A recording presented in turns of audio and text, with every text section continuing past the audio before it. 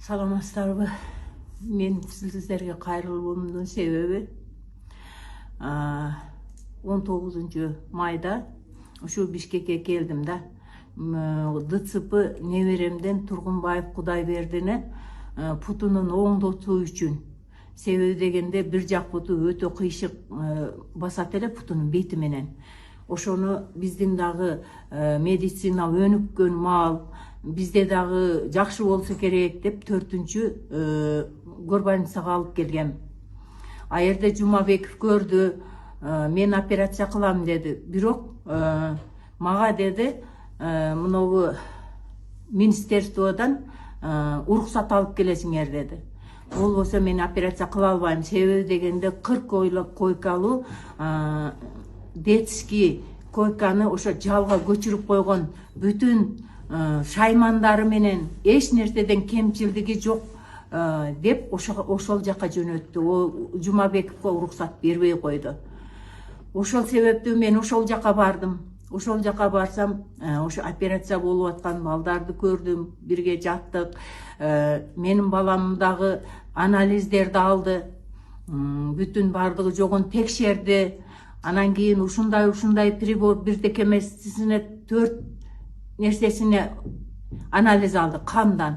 Анан кийин эртеси күнү дагы ушундай нерсесине бир нерсеси калып калыптыр деп дагы алды.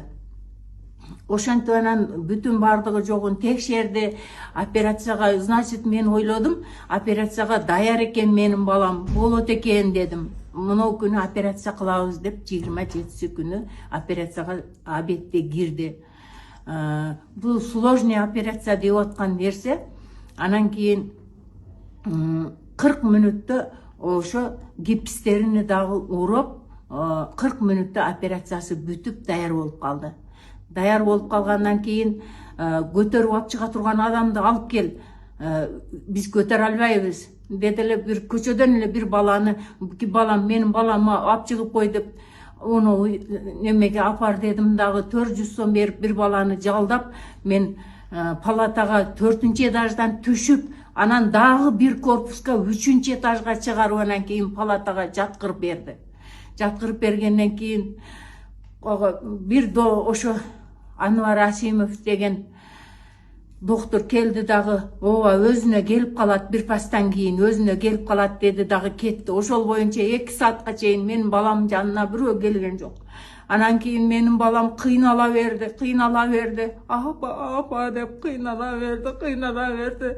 Не кылышымды билбей анан докторлорго жүгүрдүм. Менин балам аябай кыйналып атат. Келгиле карагылачы, карап койгула. Десем дагы келиптир, ушинтип өзүнө келип калат. Калгандары тез эле келип атат. Менин балам неге өзүнө келбейт? Келгиле дедим. Ошентип атсак анан кийин бир маалда менин балам дагы көгөрүп башкача болуп, өлүп кетип атат. Келгиле, карагыла десем келип туруп, анан кийин медсестрага буйрук кылды, бир укол берди. Баягы уколдун ичинде кичинекей, андан кийин дагы бир кошумчасы, андан кийин дагы бир кошумчасы болуп, ошону менен бир укол бердиле. Андан кийин дагы сәл кичине неме кылгансып калды. Ошол боюнча докторлор кабар алган жок. Бир дагы анан немелерди чакырды, реаниматору бар экен. Ошол жерде реанимациясы дагы наркы жакта экен. Реаниматор бир киши келди. Саксайган бир киши келди эле. Анан шуну реанимацияга алгын деди. Алгын деп 2 жолу айтсам көнбөй калды. Албады. Реанимацияга албай койду. Ал эмне өзү жатабы реанимацияга билбеймин. Албай коюп анан кийин бардыгы дагы кетти. Дагы кеткенден кийин балам эч өзүнө не кылышын билбей, апа деп атат, өзүнө келе албайт. Не кыларымды билбейт. Келгиле, өлүп бара айтат. Оозунан көбүн алганы кыр дегип коет, болду, кетти. Ошону менен жатып укташты. Бир маалда карасам саат 4-төрдө менин балам өлүп бара айтат. Өлүп атат десем, келип туруп кислороду болсо мындай деделер, менин балам кырып деген боюнча ошол жерде үзүлүп калды.